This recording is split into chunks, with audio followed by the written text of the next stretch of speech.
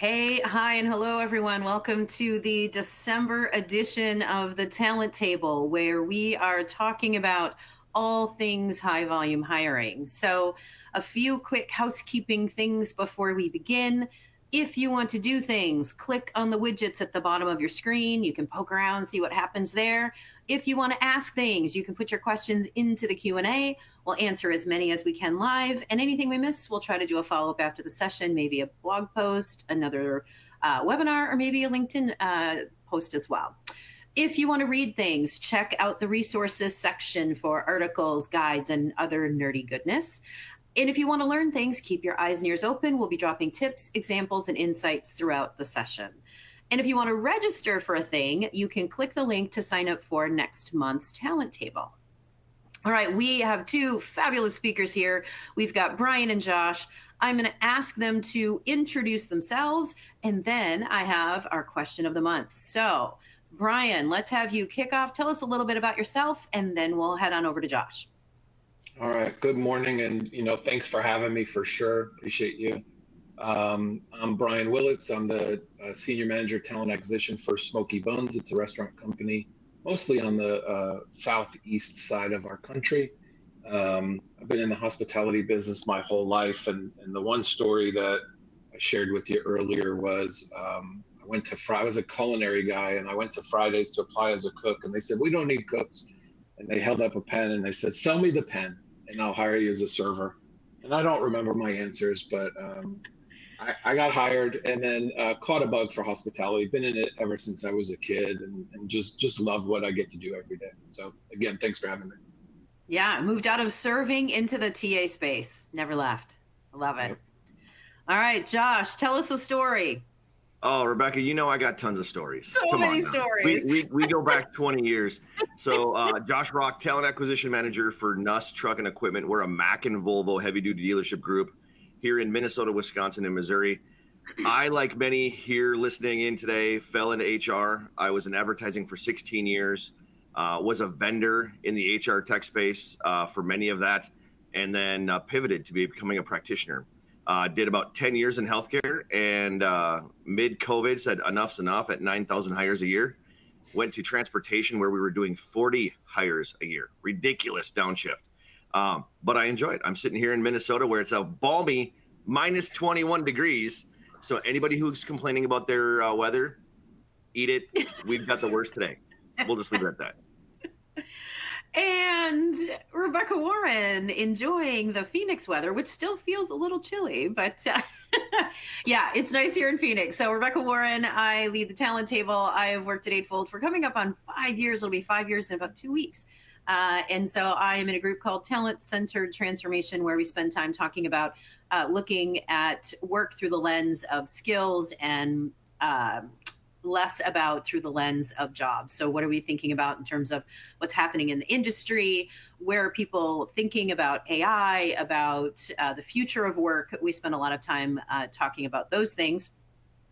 Before we jump into our topic, we have the question of the month. And I came up with a super wacky one that actually made me really think. It took me a while to come up with an answer. So here is our question of the month. If aliens landed tomorrow, what's the one human invention or creation you would show them to impress them? So what are we doing to show the aliens how cool we are? Who wants to start? Brian, you want to go? Go ahead. Yeah, sure. Yeah, and I'll start off by saying Rebecca must be seeing, I forget, is it 3A Atlas? All the talk about that on the news every once in a while. Like we might have this happening here soon, so who knows? You're but ready. It was hard for me. Yeah, it was hard for me to think about it, and I came up with a cheesy one at first, and I thought about a Twinkie or something like that, and I was like, really paper and pen, right? Because communication is key. But then I'm like, that's not good enough. And then I'm like, all right, well, the internet and AI, right? And you think about those advancements of how we communicate, not just one-on-one, but across the globe, right? And maybe interstellar here in the future. So I think that's what I would stick with. I like it. That's amazing. All right, Josh, what you got? You gonna show me something hockey related? I've got The Oh, nice. greatest game. Where, I The love that. hockey That's skate, funny. the where wondrous else invention. can you find a game based on a half-inch of steel? It's funny. Not only did I think about your question, I brought show and tell. Hockey skate, playing Hockey with is a the answer to vulcanized, life. 3 inches of rubber. I It love is. it. Hockey Okay, is we the have answer to life. communication and hockey skates. I love it. So I spent some time talking about this, and I actually asked my husband, and he said the thermos. And I'm like, the thermos? He goes like, how does it know? How does it know to keep hot stuff hot and cold stuff cold? And I was like, Pretty okay, good. that's your answer. That did not hit my radar That's a at Jeff all. answer. That's a That total is a Jeff Jeff answer. answer. But I started thinking about this, and I thought about art. What art looks like, right? Whether it's creating books, whether it's pictures, whether it's paintings. Like I think, like I'm thinking about aliens coming down. They've already got tech that's way better than us because we didn't go to them; they came to us, right? So they don't care about our tech unless maybe they're trying to, take over the world and use our tech to do that. But I just thought about like what is unique to us, what comes out of our brains and our minds and our hearts and souls, and that's art. So I would want to show them. I'm not sure what art, like would I take them to a museum or would I just show them like, hey, here's the picture that my friend drew? Like, I don't know. But I think for me, the answer is art. So Don't forget music to go with your art.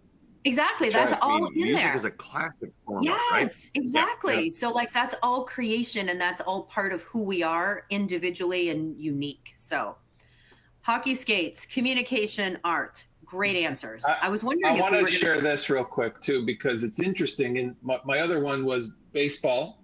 And the yes. other one was music, right? Like instruments. So Yes. that's really interesting that it's all tied together. That's awesome.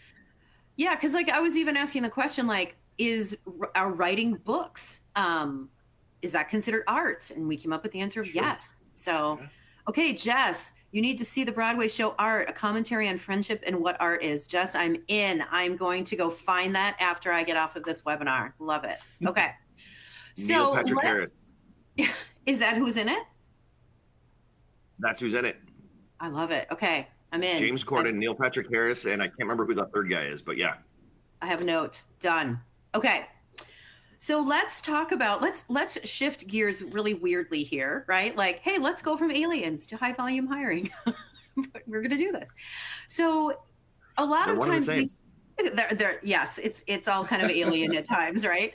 But a lot of times we think about high volume hiring like it's a season. Like we talk about, hey, we're coming into seasonal hiring, fall hiring, spring hiring. But it's a lot more than just holiday rushes and summer peaks, right? Like it's, let's be honest, probably chaotic from beginning to end. So there's really no off season when you're trying to find great talent for your organization in large volumes. What we're trying to avoid and what we're going to talk about here is that pattern of hire, somebody leaves, hire, somebody leaves, burnout, churn, do better, repeat, right? It feels like this cycle that we can never get out of. So we're also now trying to add automation. We're adding in Gen AI, agentic on top of all of that. It feels like a lot. So we want to spend some time talking about what it is, what it isn't, how do we make it easier, better, what should we change, what should we blow up? We're going to do all of that. But what I want to do first is I want to start with what's great about the industries that you're in and this field about doing a high volume role or having it as part of your role. You know, you both have chosen to stay and build teams in industries like restaurants and trucking. There's something keeping you here. And Brian, we talked about that, right? You're a career restaurant person. What does that look like? And you highlighted a little bit about how you started. Josh, you've done a couple of different things, but there's clearly something that's energizing about staying in the industries and the field that you're in. So I think it's important for us to ground ourselves on what's awesome about what we do before then we look at what is complex about it, right? So let's start there, and then we'll shift into things that we think maybe we could do better. So with the good stuff, I would love to have both of you just tell me, what do you love about hiring for your industry and for your company? Like what keeps you energized and makes this meaningful? Yeah. Yeah. If it's okay, I'll go first. And Yeah. for the restaurant folks out there, there's a publication called National Restaurant News, and it's been an article that's been highlighted for several months now. And it's I forget his name. Rick Cardenas is the CEO of Darden. And the interesting thing of that is he started out as a busboy. He worked his way all the way up from busboy to CEO of perhaps the most successful restaurant company ever. And I think that anytime we have the chance to interview somebody, that's a possibility. So when I coach people, I tell them, look, we're not just hiring the busser who's going to work Saturday night for you because you're busy. It's somebody that could take on more responsibility. It's someone that can come on. And again, in this industry, hospitality, there's so much passion involved. We might hook some people. I can't tell you the number of people I've heard go, well, I was there through college, and then, they end up being multi-unit managers and making, a good living and Right. having a good career. And people just fall into it. Right. So not taking that for granted and really looking at that individual and going, what else is possible from this person? I think that's really awesome about at least my industry. Yeah, and you've stayed in it for a long time. I mean, you've made deliberate choices to stay in the space. So clearly there's something that draws you there, that energy. And of course, food ties us all together, right? I worked for Yeah, food companies yeah. in the past too. So food to me is a language all of its own. Maybe food. That's what I want I to show thought the about aliens that one is too. food. Yeah. Oh, can I change my Yes. answer? Yes, you can. Okay. Well, food is art, Rebecca. Yes, is. food is That's true art. too. Everything is Mhm. art. Okay, great. I love it. There you go. It's all encompassing. All right. Josh, why do you stay in TA, and why are you a one-man show, and how is that energizing to you as opposed to draining? For me, it's really rooted in giving birth to careers. Without passionate work, people can't provide for their families, whatever that is. If it's themselves, if it's spouses and children, their pets. Somebody has 3 cats that lay on a bed. Who knows? I have that. That's the reference. So for me, it's getting the opportunity to tell people a story about where their career could be headed by landing with our organizations. When I was in healthcare, it was all about the story about the patient that would come in or the patient's family and having them leave better than when they came in because of who was hired to do that job. Then you go through the pandemic, and I transferred to transportation, where people were clamoring because they couldn't get toilet paper at Target. Well, without the diesel trucks running on the road, that doesn't happen. And so it's knowing where your role lands for the betterment of the community around you. And so my role does it every day. I'm giving somebody an opportunity to provide for themselves and their families. And in doing so, those roles are doing that same work in another capacity. So that's where the juice, besides the Diet Mountain Dew, come in every day. Yeah, and I love that. I think when we talk about essential workers, right, there are so many folks that we could not survive without. And so we need to make sure that we are highlighting them and giving them the same opportunities that we would give somebody who, is in a technical role, sitting in a different place. So let me ask you this question. So we talked about, right, you've both seen lots of industries, lots of hiring processes. If we think about high volume hiring, now that can mean a lot of things. So maybe we need to define that first. So like, I know when I was working at General Mills and Target, right, we had campus programs. And so we're hiring a lot of interns, or we're looking to make a lot of full-time hires. And so there's lots of different processes about bringing in folks on campus, right? Or we call early careers, right? So what does that look like? And then of course, there's also hiring for call centers where when I was working for a home shopping network, where we had to bring in classes of folks to do call center and support and take orders. So those are or finance organizations have large call centers, or insurance. And then we have high volume, which looks at like restaurants, right? We've got 600 restaurants, and we need to make sure that we've got enough folks in the back of the house, in the front of the house. Or trucking, right? We need to make sure that we've got, I don't know how many you have, Josh, but like Drivers, 400 mechanics, drivers on the road. truck sales, you name it, everything. Yeah. Right. So there's a whole bunch of different industries, and it plays out in all different, I think pretty much, almost all organizations have some form of we need to hire more than one for this particular role. So here's my question. Is it interchangeable? Could you say, here's a high volume hiring strategy, and you could apply it to trucking and restaurants and call centers?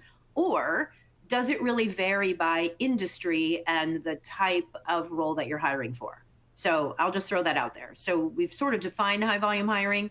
Is the process interchangeable? I was kind of thinking about it, and I kind of land on both sides of the fence. So I think it can be interchangeable. I think your individual organization's culture and style may play into it. I mean, I can take facets of what I was doing at Fairview Hospitals in Minneapolis and put it into NUS. However, I am going to be a little bit more white glove, which was what I was doing with executive hiring and putting it into diesel, because I don't have nearly the volume that Fairview does, but I want to put the care and consideration into it because I can't afford to lose the talent that I'm hiring today. Yeah. Yeah. And so I'm going point. to invest the time and the care that I gave in healthcare because of the caliber of the work. It's just going to be a slightly paradigm shift to transportation. The tactics, maybe the tech stack, some of those things that we use to be assets to us in that process will be the same. But I think there is going to be a slight pivot in the deliverable. Right. Well, and it's different if you're trying to get a diesel mechanic in the door as opposed to trying to get somebody for a call center, right? There's probably different ways to reach out to them, different times, different ways to connect. So that makes sense. But overall, you still want to put in that same process of making sure they get the same care. Exactly. Brian, what do you think? Rebecca, what I would say the most interchangeable thing that I've seen is the idea of leading and lagging, or being proactive versus reactive, right? I think too many times what happens is we hit the switch and go, we need somebody, and it's a 911, right? I got to fill this spot now. The reality is we knew a couple of weeks ago, a month ago, right? Are we doing the right succession planning and looking at who's going to be leaving? And I think that is the most interchangeable thing across any hiring need is what's going to happen tomorrow, next week, next month, next quarter, and where do we build this pipeline to fill that the right way instead of, flipping that switch and going, I'm going to fill the spot today. The panic hiring. Yeah. Nobody needs panic hiring. That's right. Yeah. So I love that. And we're going to spend some more time talking about that in a few minutes about what should we be thinking about and how do we get proactive and how do we make sure that we're investing in our team so we understand what's happening.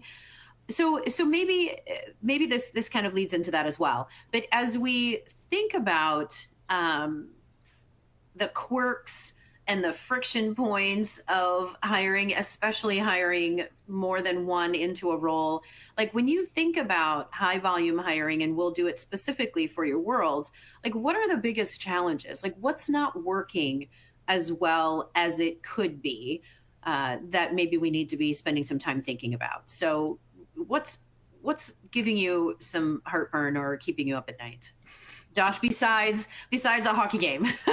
Hey, you know what? We're actually doing quite well. I mean, Wallstead has 5 shutouts in his first 10 starts. I mean, so there's that. But what's giving me a little bit of heartburn is, unfortunately for us in our area, our leaders haven't necessarily been trained or have the strategic mind of acquiring talent. They're thinking about what their needs are. You're talking about that knee-jerk reaction to an opening happening. They're not thinking ahead. They sometimes will have the kind of the unsophisticated questioning.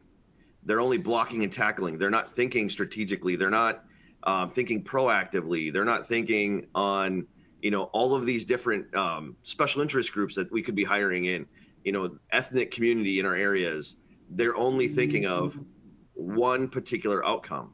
And here I am saying, no, we need to do this. No, we need to do that. And so there can be, conflict between us when we're both trying to go the same direction. We're both trying to get the same outcome, but we're coming at it from completely different tactics.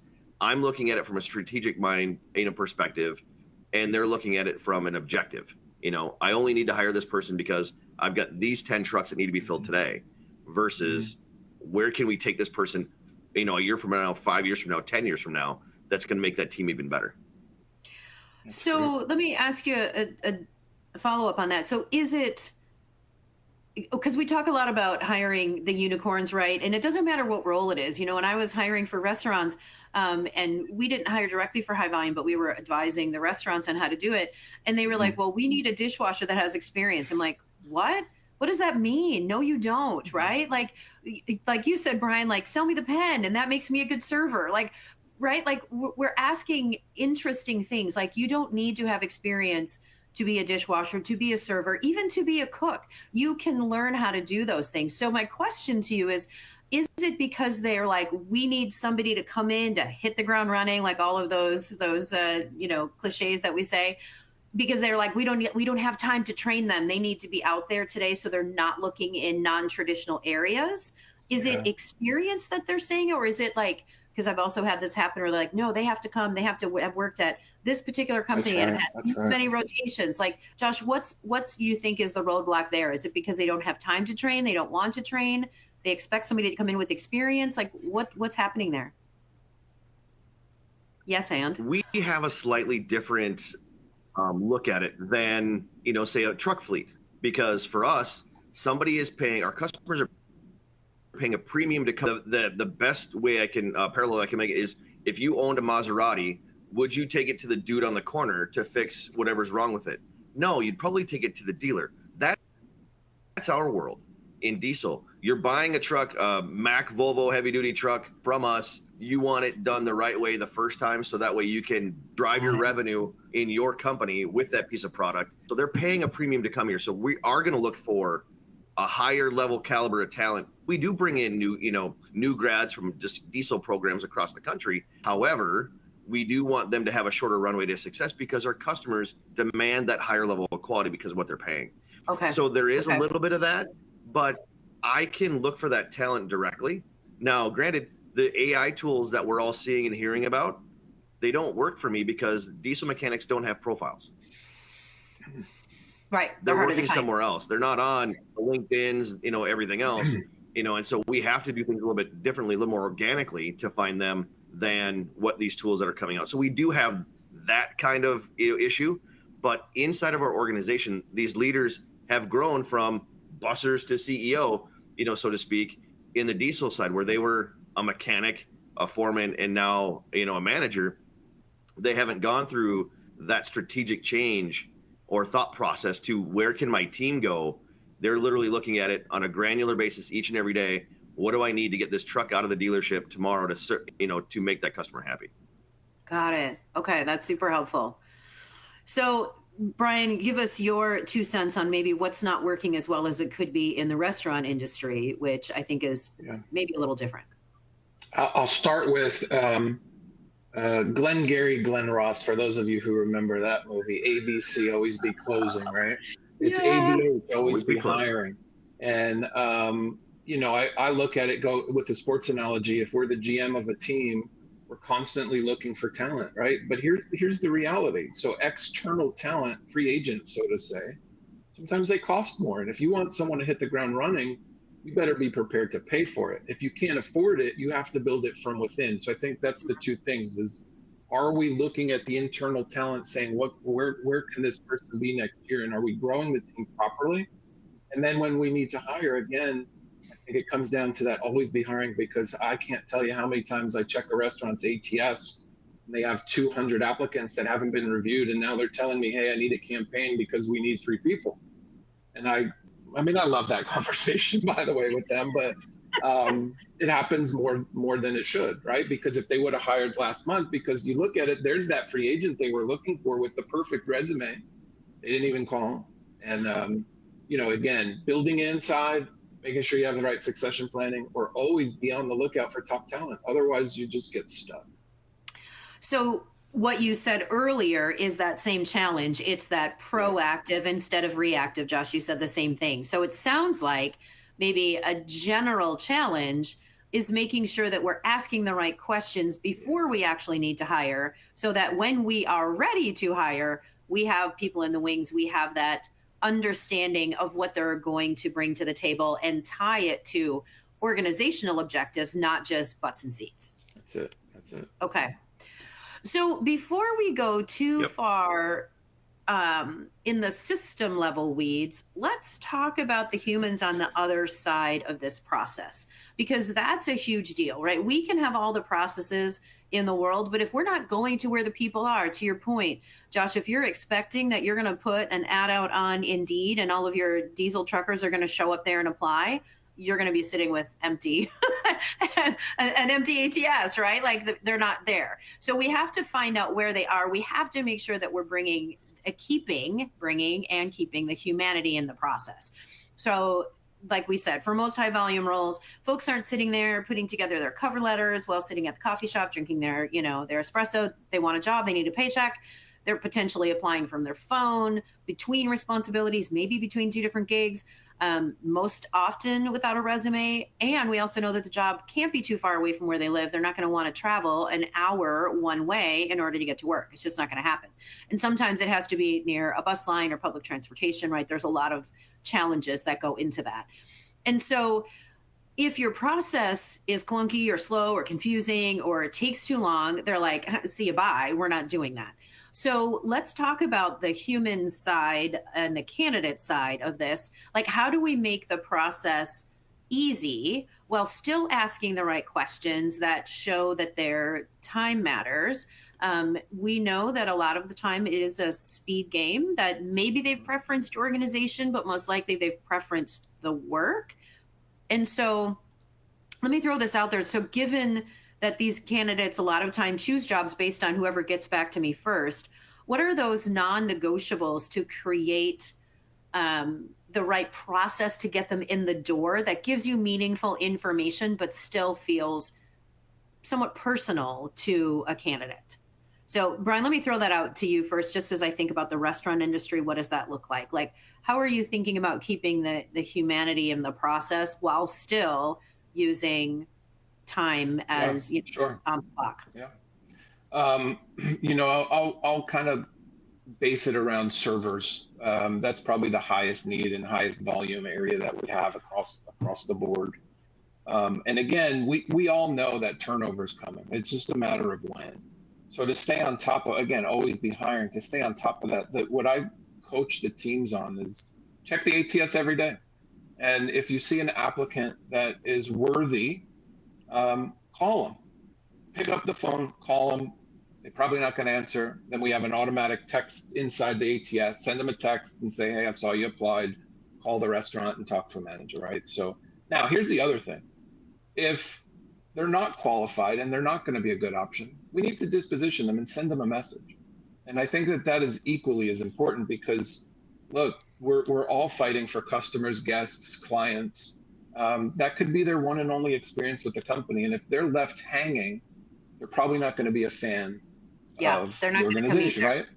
No, so just sending a disposition that says, hey, thanks for applying. We appreciate you. We'll keep it on file, right? It goes a long way. Now they can at least close the loop and say, I'm not getting hired there now, but they still might be a guest. I think that's important. Now, if they come into the building and they set up the interview, I think that next point, you talked about friction points, is we send them away and then we expect them to come back, or we send them an email and we expect them to do this onboarding. I encourage them to do the onboarding right on the spot. If it's a good hire them right now, get them in the system, give them a hat, give them a t-shirt, give them a book, give them something that they can hold on the way out, and they go, I'm a part of this team. Because again, if I don't start them for 4 days, but they have another option to start in 2 days, now they have to decide where they're going to go. And if I've been more professional and I've given them collateral and they're like, I like this, chances are they might show up on day one. So I think all those are pretty important. I like that idea of that human connection, about having them come in and then saying, hey, it's important that, you know that you're valued. I love giving them a hat, a shirt, not just here's your onboarding folder, but, something that feels a little bit more personal, that they can go out wearing a hat, or they can show up tomorrow wearing the shirt. So, all right, Josh, what do you think?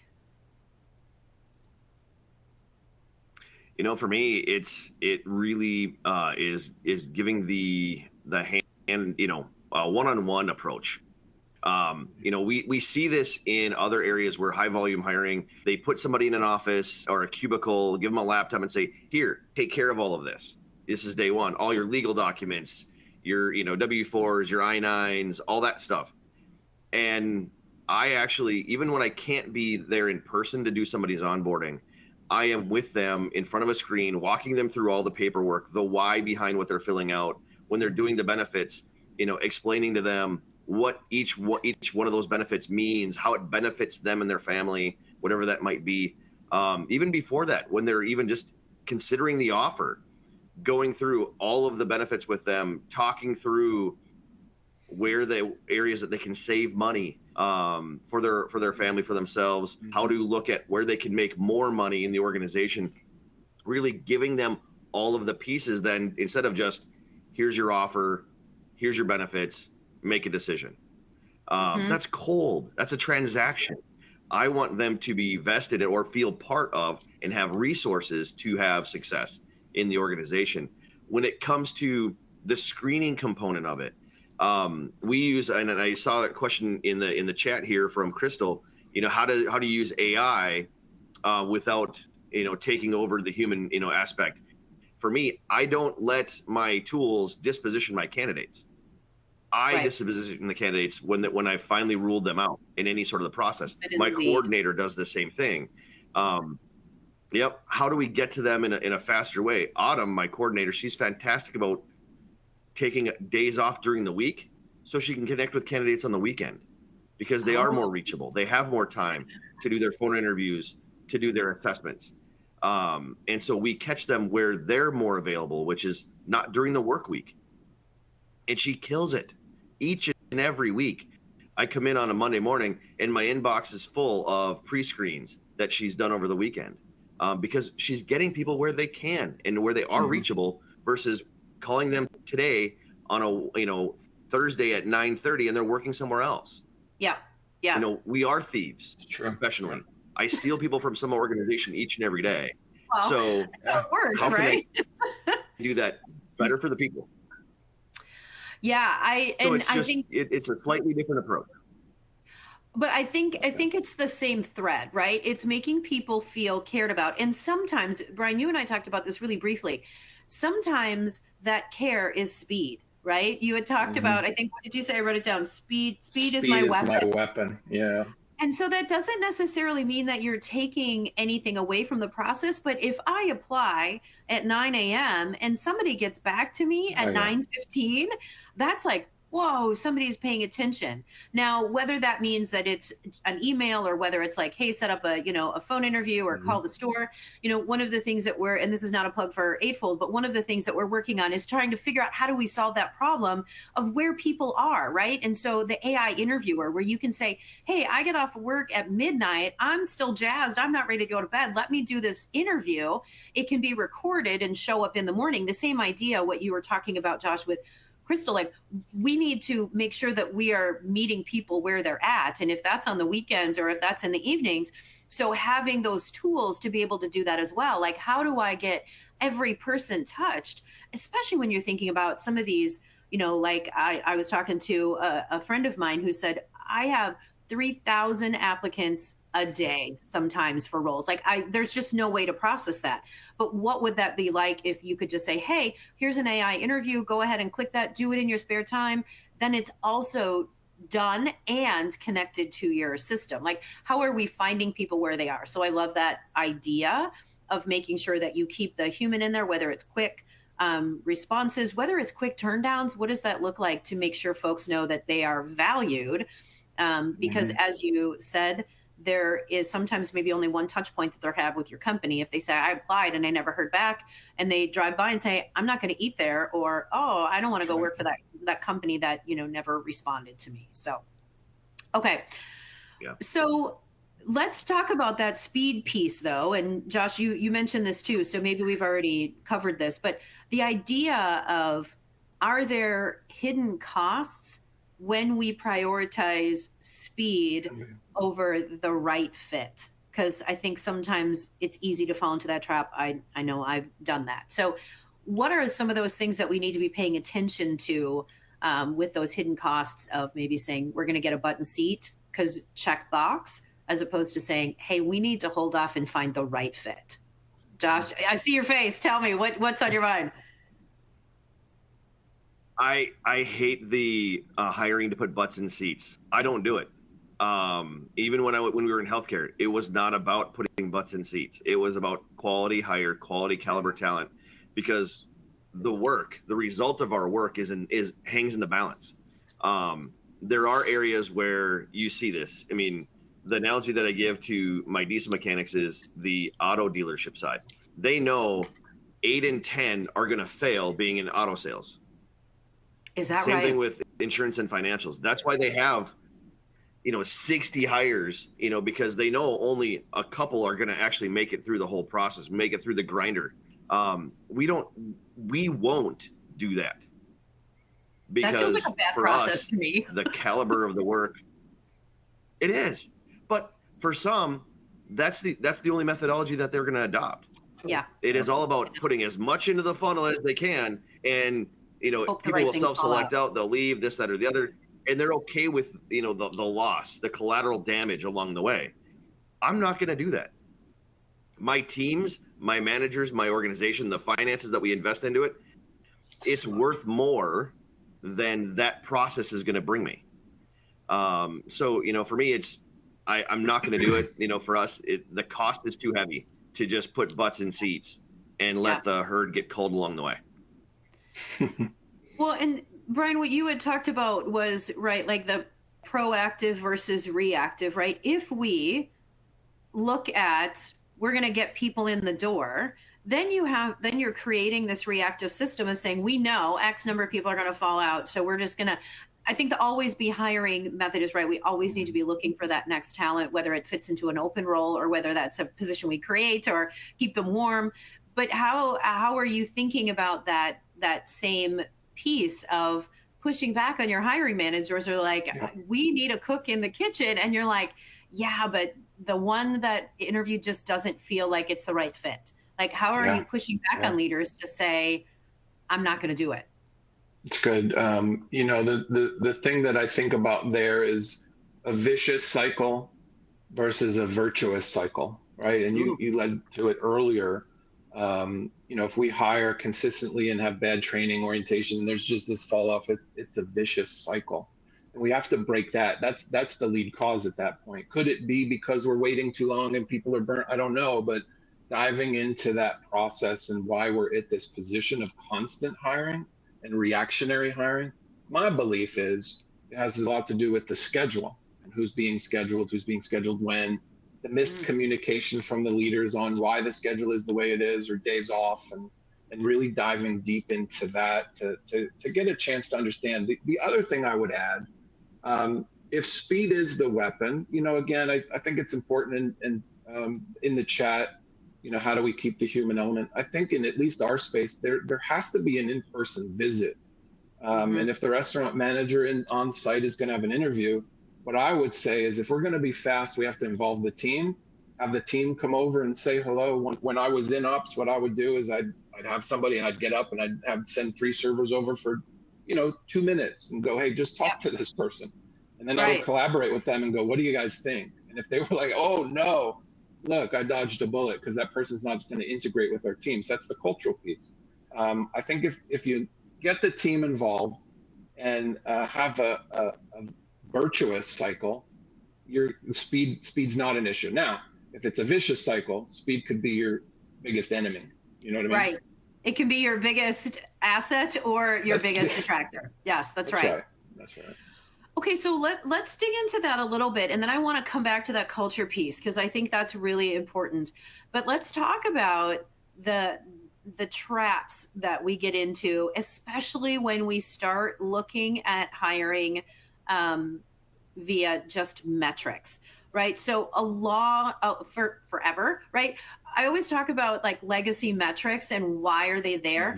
Legacy metrics are there: time to fill, cost per hire, butts and seats, all of those things came into play when we had to justify spending money for ATSs, right? That's where time to fill came from. It wasn't before. We didn't have reports on that. It came out of, I want to buy an ATS and I need to justify why. So I will show you. I can see every candidate. I'll be able to track how long it took them to get in the door, right? Like, what's my ratio of interviews to applications, right?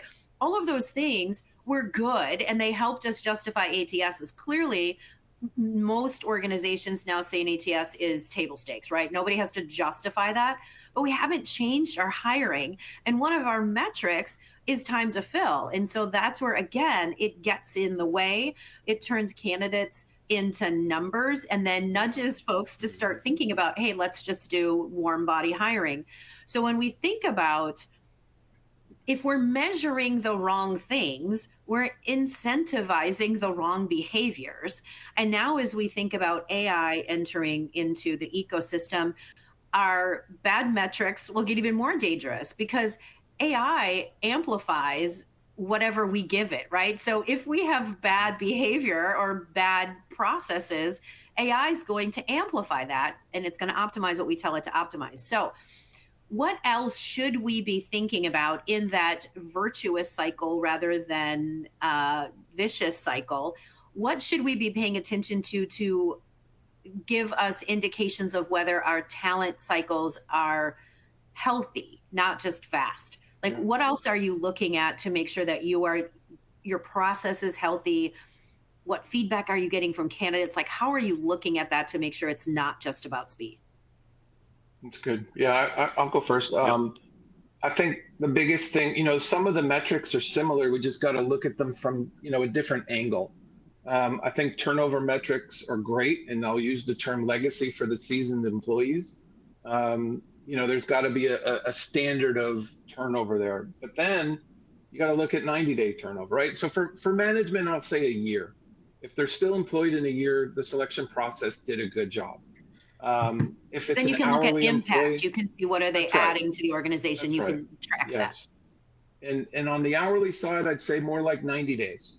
If turnover at 90 days is lower than the legacy, it looks like perhaps you're doing a good job. Now, if 90-day turnover far exceeds legacy turnover, there's an issue in the process, and then we can dig in deep and try to figure out where is that friction point. So I think really shortening the turnover process and looking at it from a different angle gives us a clue into how the systems are working. Okay. I have more questions on that, but I want to stop because I'm watching time and I want to make sure we get to other stuff. Josh, what do you think on that? No, for us, it is really about retention.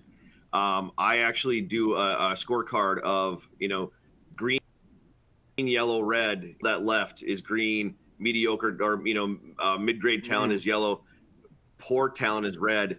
And then I grade what they were in their performance on the job. And then I list the reason why they left. And I look at that every year at the end of the year, and I compare my hires to my departures, my terminations.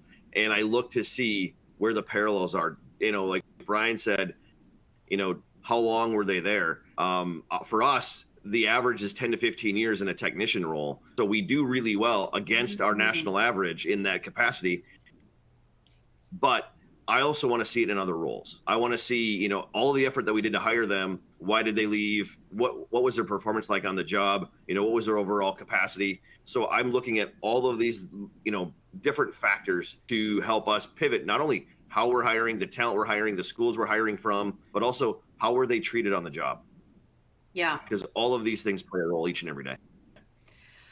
Well, and I think so, to sum that up, it sounds like what you're both saying is that we can't just take metrics for metric's sake, right? A time to fill metric or retention or attrition are just numbers. The way that it actually helps us tell the right story is using that data to say, hey, I'm seeing a pattern. I've got a trend over here. One hiring manager is losing people more quickly, or our onboarding process, right? Like, it seems like we're losing way too many people after 60 days. That's got to be on us. What do we need to do differently? So it sounds like using data to dig in and do that analysis of saying, what am I missing, right? When we say, Josh, you said, poor talent.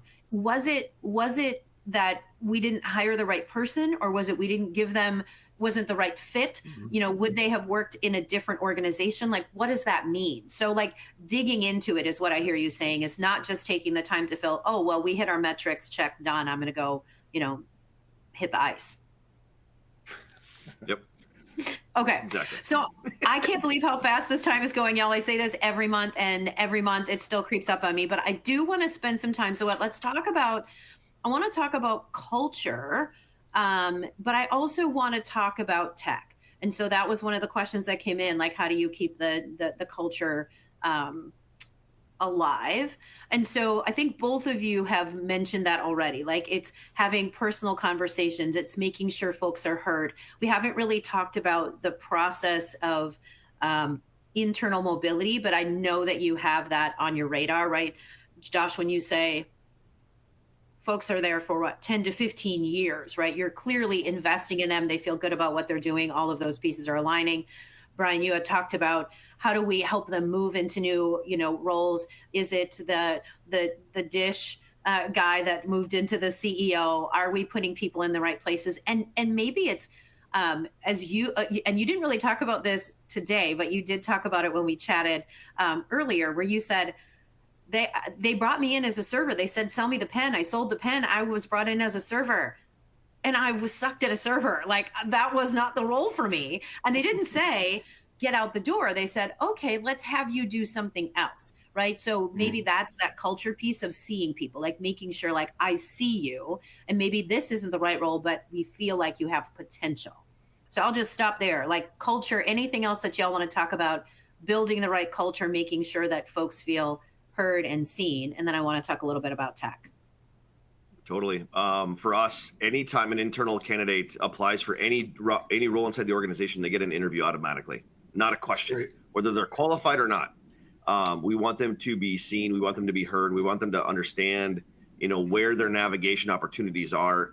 If they do not get that role, the manager that they interview with gives them a list of skills and abilities that they need to obtain in order to get that role later on. That's cool. That's great. Where else do you see that? I've never seen that. That's been something that I've brought into this organization, because leaders will tell the story and lead, actually lead, period. Lead their people, lead the organization forward. That's how it should be. And, yeah. And so by giving them that task list, or that the learning, the skills and abilities that they missed, we're giving them the path to finding that success. There are times where I do it with candidates that I don't even hire. They'll apply and they'll interview with me, and I'm like, here's why we didn't hire you. Here's where you should go. I mean, this morning I had a guy message our Facebook page. He wants to become a diesel mechanic. And I'm like, you need either to go to school or have proven experience beforehand. But based on where you live, here's a list of 3 schools you can go to. Here's the one I would recommend, because it's going to give you a better foundation. I don't have to give that opportunity or that time, but I will, because it may lead them to coming back to me 5 years later. Love it. Love it. Okay, Brian, thoughts on culture, and then we want to talk a little bit about AI and tech. Yeah, I mean, I think you just said that really well. And ultimately, leadership is what drives results, right? And sometimes maybe, I won't say we have the wrong leader, but maybe the leader needs to be coached. We're the experts on talent and system and process. So one thing that I do is I reach out to every GM at least once a year. I don't always talk to the GMs. They don't always need me, but I'll reach out at least once a year and get a vibe check on how they're doing, staffing, and other business needs, right? Because again, I've been around, this is my business, but coaching them on that part of it and go, look, who's on your team? What can you do? Are you thinking about succession planning? We have like a supervisor position, and I get GMs once in a while and say, hey, can you post an ad for supervisor, which is an hourly manager? I'm like, you got 50 employees. You don't think you have one on your team? Like, you got to find one on your team, and just think differently, right? Start asking around. You'll be surprised at who might be able to fill that role. So again, coaching is important from us down to the hiring managers. And at the end of the day, culture and leadership is everything. And I like what you said about maybe they're just not thinking about it the right way. They're not intentionally trying to make a bad choice or not think about folks that are internal. Like, your head just goes to, hey, we need to externally hire. And maybe it's just that, have you thought about, or let's look at this, or hey, I talked to, right? So some of it is just that conversation of it's not that you're doing something wrong. Let's just help you find the better resources. And if you don't have tech to do that, then that really falls to your recruiting team to help tie those dots together or put solutions in place that can help that conversation be a little easier. Okay. So let's talk about recruiters, AI, candidates, human touch, tech, all the things, right? As that kind of that last set of questions. So when we think about using tech, and Josh, you said it before, I like it. Like, I don't let my tech make my people decisions, right? So that is a tool. I talk about it, human in the lead, like we are in charge, because let's be honest, it can go either way. Your tech can run away with you, run away from you, run away with your process, or you can control it, right? So it's not just human in the loop. It's not your tech keeping you informed. It's human in the lead. You're driving the tech. You're putting in those pieces and driving what that process looks like.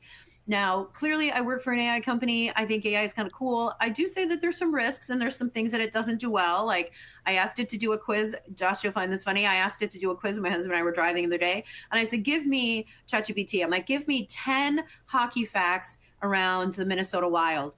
And it came up with some, and like it was asking questions, but like it came up with one and it said, it was a true or false question. Have these two brothers, which two brothers played for the Wild together? And it gave the wrong answer. And my husband right away was like, nope, that's wrong. Right. So we can't just trust it 100%. We have to ask questions, trust and verify. But I do think that AI and tech can make a big difference when it comes to some of the processes that we have that have been exceedingly manual. So this question around, people are like, AI is going to take my job. And our new phrase is, no, AI is not going to take your job, but somebody who knows how to use AI will, right? That's the new line. Yeah.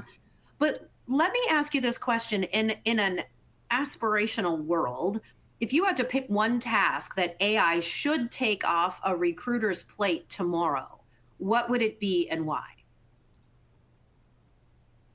Yeah, I'll go and I'll let you close it out, Josh. But first off, like you said, it's technology. It's a tool to help us make better decisions. It's like you said, it's not making the decisions, but it's helping us make better decisions. Just like any other technology that we've had in the past that we've learned to use and can't live without. I think that timing, scheduling, things of that nature is definitely in my not my favorite things to do. And when I become the middleman and I got to go back and forth, it takes up a lot of time. The other thing that I shared with you is I use Ellie. I'm a big fan of it. It records the notes. It records the interview. I can go back. I can get a transcript. I can ask it to tell me highlights of the interview. I can also send a recap to the hiring managers with it recaps the conversation for me. And I can really fine tune what kind of recap I want. So it's a good tool. But if you were to ask me specifically, what can AI help with? So that, some of the admin and the scheduling, I think that's just crucial for me. Scheduling is huge, being able to take that off. So you would automate scheduling. Josh, what would you say? Scheduling, I can definitely piece it together and make it easy for the candidates. What I'd love for AI to do is just to manage all of my putting it in the right places, because I'm gonna I can hit B2 and miss it by just a little, by one dot. So I would love for it to be able to say, hey, here's where your best avenue is going to be. But unfortunately, my ATS doesn't have source tracking, and so I have to each and every day because I can't tell where that's at. Okay. And trust me, being on a product council for my provider, I drill on that every day and every quarter when we have our meetings. I'm like, give me the tools to make my spend that much more effective and put me in a place to be successful. That totally makes sense. And I know one of the things that we're talking a lot, and everybody's talking about, they have an AI interviewer now, but I really do like that idea of being able to interview at scale. And we had questions like, are people going to get scared about that? And it's the numbers are surprisingly positive, where folks say, I would love to be able to do an interview on my time, know exactly what it's going to look like, not have to worry about the coordinating of the schedule, all of that kind of stuff, right? I can just jump on, I can do the interview. And then especially if you've got like a full platform, then it ties back into their profile. So you could theoretically interview every single person. And even if they're not the right fit for the role, then you've got that in your talent pool to be able to go back and look at. So I think automating scheduling, I think using an agent to do the interviewing, those pieces are all coming. And I think it's going to make life easier. Especially for folks who have maybe non-traditional schedules or things like that.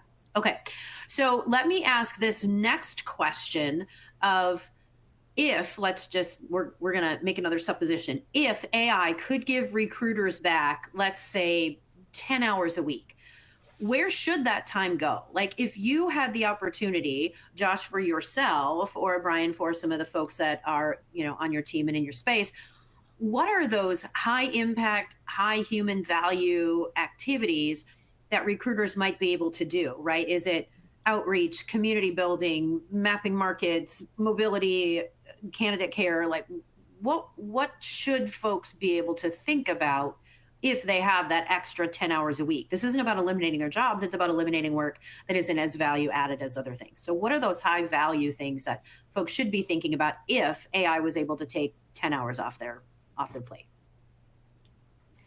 I think yes and yes, what I'm for using sure, right? All of it. Time savings for now. Oh, go ahead, Brett. You sure? Go ahead. It's okay. All right, Josh, go. What I use my time savings for is to tires and do 30, 60, 90-day reviews. What are you encountering with our organization? What are you encountering with your teams and your leaders? How can I improve what is going on in the system? Or how can I celebrate what's going right in the system after you've been hired? I tell my candidates all the time, even though I'm done hiring you, I don't go away. You don't disappear. You're just going to use me differently. I love that. I love that. That was a practice I always did as well in my TA teams, is that let's check in with you and find out, are you connecting to the right hiring manager? Did you have your one-on-ones? Are there things that you feel like you can't bring up to your manager that you still need to be addressed? And I can be that middleman. I think that personal touch, that would be a great use of time if you had an extra 10 hours on your plate. All right, Brian, what do you think? Yeah, I mean, I couldn't agree more. And I was, what I was thinking was checking in with new hires, but formally 30, 60, 9 days, even better. The other thing is really understanding hiring needs and again, coaching the leaders. I think that's a missed art. And in our business, we have a manager in training program. What's missing in the manager in training program? How to lead people. I think a lot of organizations are the same way, right? So being able to spend some time on talent and helping them understand what works best. All right, so I've got one closing question, but what I hear from that is really about making it that high volume touch, right? Or high volume, that high touch process, even if it's a high volume hire. So I like the fact that you're saying that's how we build the culture. That's how we make people feel cared for, is that we see you. You're not a number. You're not just, one more hire or an object or a number in the system. You actually matter and we see you. Okay. So I'm going to have to skip a whole bunch of questions that we didn't get to, but we're going to get to the closing question because we're right at time here. So give me 30 seconds on this answer. What's one actionable piece of advice you'd give to today's audience to improve high volume hiring tomorrow? What's one piece of advice? So Brian, go, and then Josh, wrap us up. Look, I've talked about it before. If you feel like you need someone, it's just too late. You've got to be proactive and always be hiring. Okay. Great. Josh, what you say? Stop making it a transaction. Yeah. People are an investment. It's not about high volume. It's about care behind what you do and the people you're bringing into your organization. Love it. Love it. All right, appreciate you both. I think we might need to have another session or three to talk about all the things that we didn't get to. Maybe I'll do a summary blog post and then throw the questions out there. I know y'all are awesome. Appreciate the conversation. So, Talent Table is out for 2025. That's crazy to say. Looking forward to seeing everybody for our January edition in 2026. Thanks to our guests. Have a wonderful day. Take care, all. Bye, guys. All right, we're out. Great job, Right. guys.